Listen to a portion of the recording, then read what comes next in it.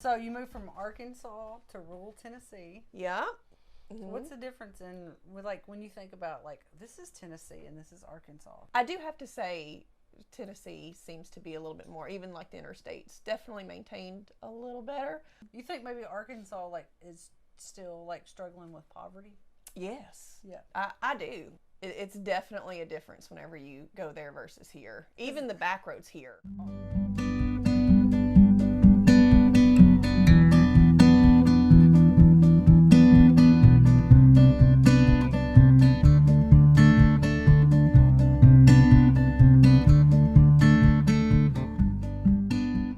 So this is the part where we're recording. Yeah.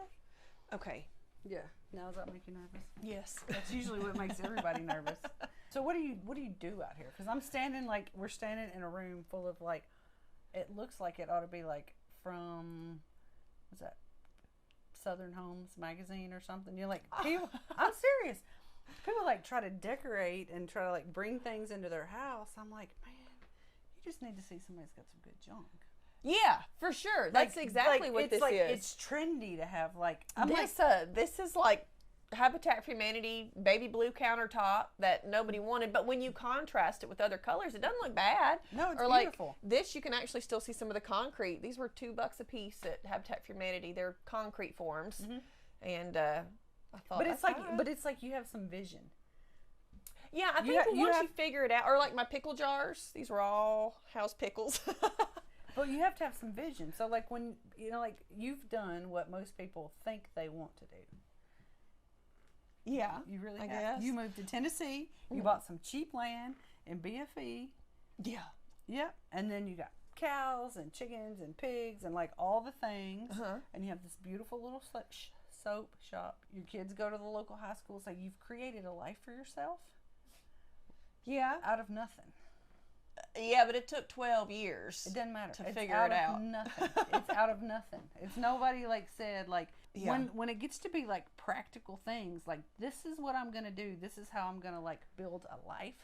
People start with this in mind, but they don't know where to start. Well, we didn't really ever see. I guess we're opposite. We knew that we wanted land for horses. My husband rode bulls. I barrel raced, so we always knew that we wanted a horse farm just to kind of keep our kids involved. My daughter had a pony before she was ever born, so that's what we wanted. So this property was purchased in hopes to be a horse farm. We didn't do any of our own canning. I had no idea how to make soap. I didn't garden. So we bred an Angus bull with the dairy and slowly bred the dairy completely out, and now we run mostly Angus. We have one full Jersey and 2 Jersey Angus crosses, and it's been fantastic.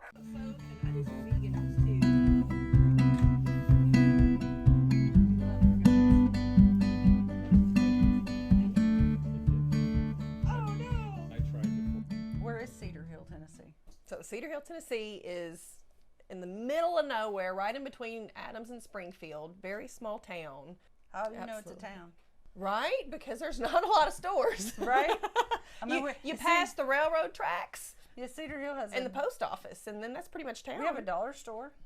We do have a dollar store by the school. But right. But no Mexican restaurant. Not yet. But you have a liquor store. Yeah. Right? You have 2 gas stations. There's one right across Gales and Herndon's. Yeah. Is it still Gales? I don't even know. Is it still Herndon's?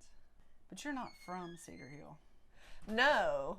Originally, I'm from Arkansas, and then military, and we went to Germany and ended up in Alabama, and then my grandparents lived here, so they lived in Adams, and when we moved in with them, that's kind of became my second home. And then when I married my husband, he's from Adams as well, so for a first part of our marriage, we were Adams residents, and then And then we moved to Cedar Hill whenever we had our daughter and needed something bigger, and found an abandoned farm that needed a little bit of work that had extra bedrooms. So an abandoned farm. Here we go. Yes, it was. It was pretty rough, but it was good and cheap. Yeah. How much was cheap?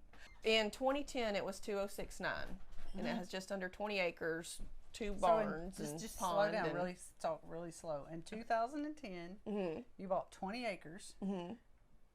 That's a farm for less than $250,000. Yes.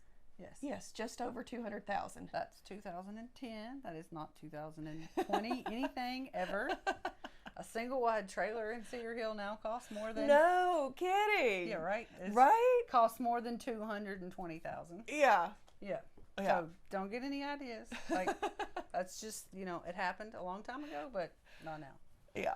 Then we renovated the house and then slowly got the farm back up. Apparently, we have heard stories that there was horse rustlers that lived here because they weren't tied to the address, and they had stripped all the stall panels out, and yeah, it was pretty wild. So you moved from Arkansas to rural Tennessee. Yeah.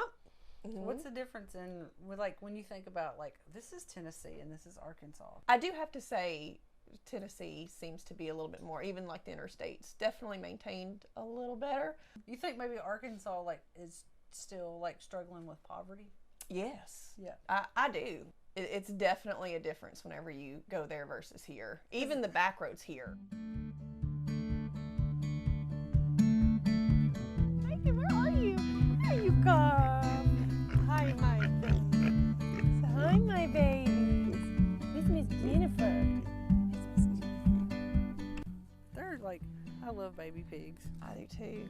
My husband said no more farm animals, and then we wrapped them up in towels and then put them in his Nissan Altima. I took 6 home. So you have a soap shop. Mm-hmm. Why? I mean, is it because you just stink and you're dirty because you farm all the time? Right.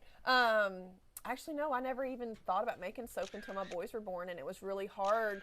They were 32 weekers and super sensitive, and everything we'd use, it would flare them up. Thought they had diaper rash. Turns out they're allergic to fragrance and diapers. Well, it didn't say on the box that there was fragrance in the diapers, so I didn't know that was something that was in there that their skin could react to. So then it was playing roulette with different skincare, and then you just go to the pediatrician, they give you steroid cream, and it was awful trying to figure out, or it would say made with natural ingredients, and we'd use it. I always and then you break out. Natural ingredients. Uranium is natural. Yes. It's natural and organic, and but that doesn't mean I want to eat it. No kidding. And then they were saying, I was looking on, these different labeling sites, and how do you read a label? Which sounds so stupid because you would think you just read it. No. But you can drop a blueberry in a gallon of bleach and say that concoction was made with organic ingredients because the blueberry was organic, even though it's literally drowning in a tub of bleach. And I thought that's insane that these labeling laws are the wording is so tricky. Mm-hmm. I like is Michael Pollan, don't eat anything you can't say. No kidding. Yeah. It's there's a book. It's called In Defense of Food. Mm-hmm. And in the book In Defense of Food, when you go to the grocery store, it's don't eat anything that comes in a package. Just nothing that comes in a package. And it's crazy because before the boys were born, I never thought that was a thing or that it mattered. But I can say for sure, one of my boys struggled with breathing. So we breathing treatments and pulse oximeters, and he was one whole medical thing, and the other one was digestion. He couldn't hold food down, so you'd have to give him a reflux medicine, and then his stomach would get upset, so we'd have to load him up on active cultures and this and take away milk, and then he couldn't pass it, so then we were loading him up on a daily laxative, and it was medicine overload, and they didn't sleep, and their behavior was crazy. And then luckily our pediatrician was out one day, and there was another one, which we'd seen 3 pediatricians already, and it was mentioned, no red dye and take out, this and that, and cut down processed foods and cut down sugar. And that's when we started, to kind of help with the income loss. So we started gardening, and then I had got a job with a neighbor. He sells produce, so what was left at the end of the market, he would just dump to the sheep, so we were able to get it, and then we canned it, and I 100% noticed a 100% difference in their sleep, in their behavior, they was new children. We didn't need the medicines anymore, and it was crazy when you started eating beef that isn't injected with preservatives and stabilizers and colors and pink slime or whatever they had talked about, and vegetables that weren't soaked in preservatives. It made a difference. I would have never believed it if we didn't live it. Mm-hmm. Well, when I had Morgan, I had an organic grocery store. It was called Organic Sandy in Sandy, Oregon, because it was a very similar thing. I was like, how is it that I live in Oregon where it's utopia, crunchy everything? Yeah. And I'm still going to the grocery store. I've always been interested in that sense of place and what you put in your mouth. And I grew up here, and everybody had a garden. maybe not everybody had a chicken, but you know, like there was beef around. People canned green beans, tomatoes. It's like that was just normal. Yeah. And I knew enough about agriculture to know that, you know, like we live where there's all these monocultures that grow corn, wheat, soybeans, corn, wheat, soybeans, maybe a little tobacco every now and then. There's really not any food. And I wanted to live like food. I mean, it's animal food, but it's not food. And I wanted to feed her as much produce and as much vegetables, like just as natural as I could get it. And for me, it was more like a philosophy, you know, like I did it because it's what felt right. I didn't do it because of politics or, you know, I think conventional agriculture is better than organic agriculture. I was literally just trying to get the best that I could for my kid. Ribbons. Did y'all do the fair? No, those, we actually just came across those in an envelope. That's when I was little. Oh, wow. That's when I used to show, we did the halter and hunt. Yeah, that's Randy. Oh, that's Randy. He knows that people are in here, so he's going to sit outside and beg for bread. Hi, Randy. But what you learned to do was out of necessity. Yes, when the boys were born. Which is what I think a lot of like farmer rural ingenuity comes from. People think it's creative, and it is a creative endeavor, but it's creative problem solving. It's not. That's what it was. It's not like, oh, I'm going to do this because this is what I want. You're like, this is a problem, and I need to solve it. And then when you get to the like the problem solving part of it, then you end up with all this stuff. But it's like, people make a joke, and like MacGyver, you give them like a roll of duct tape and some baling wire, and they can like make something. And that has ran our farm. Let me just tell you. But most people, they just see a problem and they're like, we need to call a plumber. Well, yeah, I was going to say people are almost trained now to go into shutdown. That's bigger than me, rather than, oh, I think if I just kind of do a little bit of research, talk to some people, maybe I have this in me, which is another reason. It's not a maybe, it's a do. You have it in you. Yeah, you do, but people don't realize that. That's what a lot of the soap classes that we've taught. I've had several people come and they're like, this is intimidating.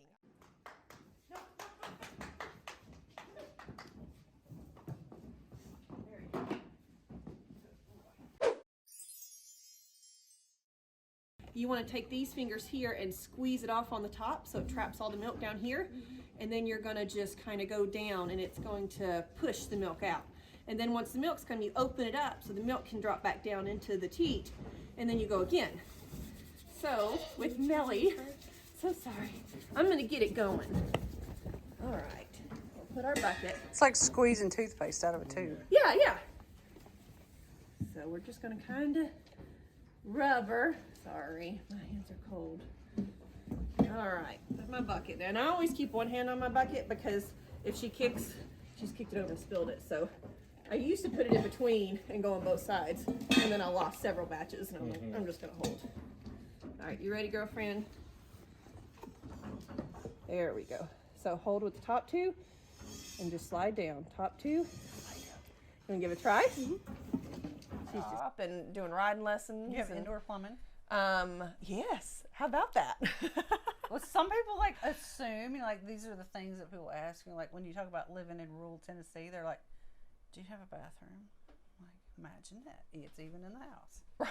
Some of us have more than one. Or they'll ask, do you have internet? Oh, now that was something, we still don't have internet in the shop. So if you ever visit the shop, you'll see me out in the driveway trying to take a card payment, trying to catch cell phone service. But yeah, we finally, Cumberland Connect, we were able to get on that, and that's been a game changer. Other than that, satellite internet, that if it rained or a tree branch blew or if you ran out of data because somebody yes. downloaded a big picture. Or yes. No Netflix. No. Or even whenever schools went out and they were sending us the PDF files, it's like you would click it and then nothing would happen. So that was fun. But a farmer, you know, like a farmer only has 50 times to do something right. Because if you farm 50 years, 50 seasons, yeah, that's a long time. That is. But that's only 50 times. That is right. That sounds crazy though. Once you put it like that, yeah. Yep. Well, and I know with us too, it's like when we bought the place, we were going to run a horse farm, and then we introduced cattle, and then we introduced chickens, and then it was goats, and then it just kept going. And Peacock, Randy, I mean, it just kind of kept going and kept spinning. And now we've added pigs this year. Or like field maintenance. No one told us, you know, oh, by the way, if you don't rotate your livestock and, you know, at this increment, or if you don't do this, you're going to wreck your field. So it's, for us at least, it's been a never-ending learning experience and how to be better.